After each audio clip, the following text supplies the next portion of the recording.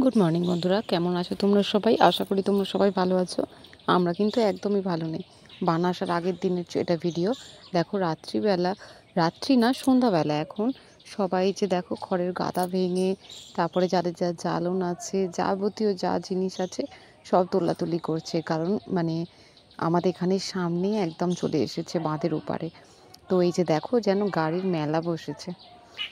এত গাড়ি যাচ্ছে আর যাচ্ছে। বিকালের দিকে তো আমি বেরোতেই পারিনি। তো বিকালবেলা নাকি আরও লোকজন যাচ্ছিলো, আরও বেশি বাইক, তার সাথে সাইকেল যাচ্ছিলো আরও। আর এই যে দেখো যাদের এখানটা বালি আছে না, তারা কীরকমভাবে যে ব্যবস্থা করে রেখেছে যাতে রেশের মধ্যে না পড়ে বালিগুলো চলে যায়। তো সবাই গোছাগুছি করছে। তো আমাদেরও বাড়িতে সেরকমই অবস্থা চলছিল। যেহেতু চাষিবাসী মানুষ, বুঝতেই পারছো, পাট প্যাকাটি, তারপরে মেশিন পত্র, কত কি একটা ঘরে জিনিস থাকে বলো। তো আমাদের মিনি ঘরটা তো পুরো সব, তাও জ্বালন সব ভিজে গেল। তো ওখানে এক কোমরের ওপর জল ছিল, যে কারণে সবই ভিজে গেছে। আর এই যে দেখো এটা হচ্ছে ভোরবেলার ভিডিওটা, আগেরটা লাইট মেরে করছিলাম। তো তখন ভোর 4টে নাগাদ বাজে, জল এসে গিয়েছিল, সেই জলটা ঢুকছে। আর এখন দেখো 6:45 নাগাদ বাজে। তো এখন সবই প্রায় জলে ডুবে গেছে, যে কারণে অন্ধকার, একটু অন্ধকার মতো, তো একটু লাইটটা কম লাগছে। আর এই যে দেখো এই ভিডিওটা তো যখন করেছিলাম, এরপরও আরও 2-3টে বানিয়েছি। তো যত টাইম যাচ্ছে তত জল বাড়ছে। তো আপাতত তো তখনও পর্যন্ত ঠিকই ছিল সকালবেলা। তারপরে এখন দেখো 7টা নাগাদ বাজে, গোয়াল ঘরের মধ্যেও জল ঢুকে গেছে। আমাদের গোয়াল ঘর তো সবার আগেই ডুবে গেছে। আর এটা হচ্ছে বড় মাদের গোয়াল ঘরটা। তো ওখান দিয়ে নাকি রেস যাচ্ছে, যে কারণে 7:30 নাগাদ বাজে। তো গরু বাছুর তো সব সরাতে হবে। এই যে দেখো ওই যে রাস্তাটা, ওখানটাই একটুখানি উঁচু জায়গা। তো ওখানটাতেই আমাদের বড় মাদের, সেজো কাকাদের, সবাইদের গরু ওই একটা জায়গাতেই রাখা হয়েছে, কিছু করারও নেই। আর পুরোপুরি এমন অবস্থা হয়ে গেছে যেখানে কখনো জল ওঠেনি এর আগেও বন্যা এলে। তো এখন সেই জায়গাগুলো এক কোমর করে জল, যেখানে জল ওঠে না সেই জায়গাগুলোয়। তো কিছু করারও নেই, চারিদিকে জলে জলময়। কাউকে গোছাগুছি করার মতো সময় পর্যন্ত দেয়নি। তো আগের দিন সন্ধেবেলা যে প্রথমে দেখালাম না, তো ওই সন্ধ্যের টাইমটাতেই বিকালবেলার দিকটা করেই শুনলাম বান আসবে। আসবে কি, এসে গেছে এরকম। অন্যবারে আসে এই বাঁধের ওপার পর্যন্ত আসে, এসে চলে যায়, আমাদের এখানটা আসে না।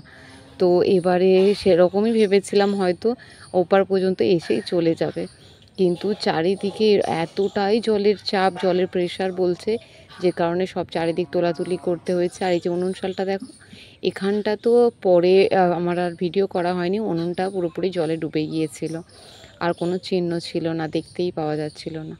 আর এই যে দেখো ছাদ থেকে এখানটা ভিডিওটা বানিয়েছিলাম, চারিদিকেই যে জলে জলময় হয়ে গেছে।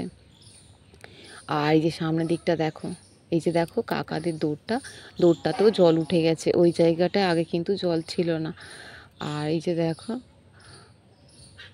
গাছ থেকে লেবু পড়েছে। আর এই যে মাঠে দেখো, যেখানে চারিদিক সবুজই সবুজ ছিল, আর এখন দেখো জাস্ট কয়েক ঘন্টার মধ্যে চারিদিক সাদাই সাদা হয়ে গেছে।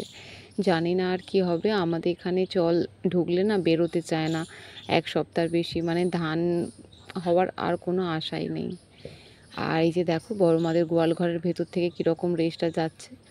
আর এই যে দেখো বাথরুম, পায়খানা, সবের মধ্যে জল দাঁড়িয়ে গেছে, কোথাও যাওয়া যাচ্ছে না। এই যে ঘরের পেছন দিক দিয়ে দেখতে পাচ্ছ জল এসে গেছে। তো আর একটু হলেই ঘরে জল ঢুকে যেত। যাই হোক, ঠাকুরের কৃপায় আর জল ঢোকেনি। আস্তে আস্তে জল কমতে লেগে গিয়েছিল পরে। আপাতত অবশ্য যখন ভিডিওটা এই যে করেছি, তখন কিন্তু জল কমেনি, তখনও বাড়ছিল। আর এই যে দেখো আমাদের এর চালটার উপরে না, তিরপলের উপরে লেবু গাছ থেকে লেবু পড়েছে। আর এই যে দেখো জেঠু যাচ্ছে গরুকে খেতে দিতে যাচ্ছে। আর এই যে দেখো কয়েকদিন আগেই না আমার কাকাদের গরুর বাছুর হয়েছে, যে বাছুরগুলো একদম সদ্য বাছুর। তো যে গুড মর্নিং বন্ধুরা, কেমন আছো তোমরা সবাই? আশা করি তোমরা সবাই ভালো আছো। আমরা কিন্তু একদমই ভালো নেই। সকালবেলা তোমাদেরকে দেখালাম ভোরবেলা থেকে এরকম জল টল আসছে, আওয়াজ পাচ্ছ কিনা জানি না, ওদিক থেকে জলের খুব সাউন্ড হচ্ছে। এই যে কি অবস্থা দেখো, কলতলা থেকে ভোরবেলা থেকে উঠে থেকে জলই দেখছি, শুধু জল বাড়ছে। এই এখন ব্রাশ করবো বলে ব্রাশ নিয়েছি। শোনায় আসিস নি? চলে যাও চলে যাও, ঘরে যাও। আমাদের গলি ফলি সব জলে ভর্তি। এই যখন মেয়ে আসছে আবার দেখো না, এই পড়ে যাবি। এই যে এখানে জল এই যে ভর্তি চারিদিক,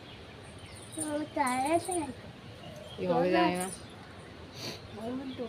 ব্রাশটা করে নি, খাই, খিদে তো পাচ্ছি, কি করবো আর। কিভাবে রান্না হবে তাও ঠিক নেই। এখানে যে রান্না পুজো হয়েছিল, উনুনটা ছিল এখানেই, ভেবেছিলাম রান্না হবে, এর মধ্যেও মনে হচ্ছে জল এসে গেছে। দেখা যাক কি হয়, গ্যাসও বেশি নেই, দেখা যাক কি হয়। এই যে দেখো এখন 11:30 নাগাদ বাজে, আমি রান্না করছি দৌড়ের মধ্যে উনুনটার ভেতরে এক হাত না, এক বেদ্দার বেশি জল দাঁড়িয়েছিল। তার মধ্যে ইট দিয়ে দিয়ে কোনোভাবে ব্যবস্থা করে রান্না করা হচ্ছে। আর আমার মেয়ে দেখো সারাক্ষণ এই যে এর মধ্যে জল এসে গেছে না, যে কারণে সারাক্ষণ জল নিয়ে এইভাবে ঘাঁটাঘাঁটি করছে আর করছে, কি বিরক্ত করছে কি বলি।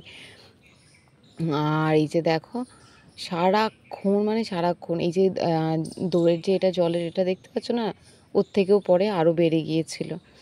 আর এই যে আমি আজকে রান্না করছি এইভাবে দেখো, মানে এতটাই ধোঁয়া হচ্ছিল, আমার চোখ মুখের অবস্থা দেখলে মানে কি বলবে, খুবই খারাপ। তারপরে এই যে রান্না কোনো রকমে সেরে, আর এই যে দেখো স্নান টান করে ছাদে গিয়েছিলাম ফুল তুলতে। আর ফুল তুলতে যেয়ে দেখি এরকম ওইটা দিয়ে একজনরা পার হয়ে যাচ্ছে, কারণ আমাদের বাড়ির সামনে দিয়ে যেটা দিয়ে গরু বাঁধতে যাচ্ছিল না, ওইটা দিয়ে কোনোভাবে যাওয়া যাচ্ছে না, ওখান পর্যন্তই যাওয়া গেছে। তারপর থেকে নাকি প্রচুর রেস যাচ্ছিল, পানা আটকে ছিল, মানে কোনোভাবে কেউ যেতে পারছিল না, এক গলার ওপর জল। আর রেসের কারণে না আরোই কেউ যেতে পারেনি। আর এই যে দেখো পুজো করে আমি খেতে বসেছি, এই যে লাউ শাকের তরকারি, এই যে চুনো মাছেরই ঝাল করেছি আর পটল ভাজা। লাউ শাক আর পটলটা আমার বাপের বাড়ি থেকেই এনেছিলাম, আমি গিয়েছিলাম বানাসার আগে। আর এই যে দেখো এগুলো কে হবে আমি কি বলি, আমাদের পাশেই আর কি, পাড়ার। তো এরা গিয়েছিল, ঘুরতে গিয়েছিল। এই যে দেখো কিভাবে যাতায়াত করতে হচ্ছে, আমাদের ঘরের পেছন দিয়ে যে যাতায়াত করতে হচ্ছে। তো সামনে দিয়ে তো যাওয়া যাচ্ছে না রেসের কারণে, সামনের দিকেও যা জল পেছন দিকেও তাই জল, এখানটায় একটুকুনি জাস্ট পার হলেই পার হয়ে যাওয়া যায়, কিন্তু সামনের দিকে না প্রচণ্ড রেস, এখানটার রেসটা কম।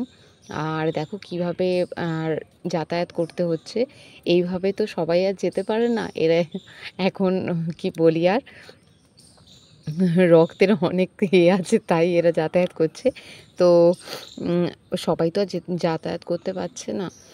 আমার শ্বশুরমশাই, বন্ধুরা ভিডিওটা শেষ করা হয়নি, ভাবলাম ভিডিওটা শেষ করে নিই। আর মেয়ে এখনও নিচেই আছে, আমি মেয়ে দুধ আর খাবার মানে আর কি রাখতে এসেছি, আর বিছানাটা করে যাব, সেই জন্য ভাবলাম যে ভিডিওটা একবার শেষ করে নিই, মেয়ে চলে এলে তো ব্যাস হয়ে গেল। তো আজকে ভিডিওটা এখান পর্যন্তই, ভালো লাগলে লাইক কমেন্ট আর শেয়ার করতে ভুলবে না। আর যারা আমার চ্যানেলে নতুন, প্লিজ আমার চ্যানেলটা একটু সাবস্ক্রাইব করে দিও, আর অবশ্যই একটা লাইক আর একটা ভালো দিকে কমেন্ট করো। আর এই দিদিভাইটা একটু পাশে থেকো, আমাকে একটু সাপোর্ট করো, আমার অবস্থা খুবই খারাপ, দেখে বুঝতে পারছো, নাক টানছে অর্ধ। তো ভিডিওটা এখান পর্যন্তই, তো গুড নাইট, বাই।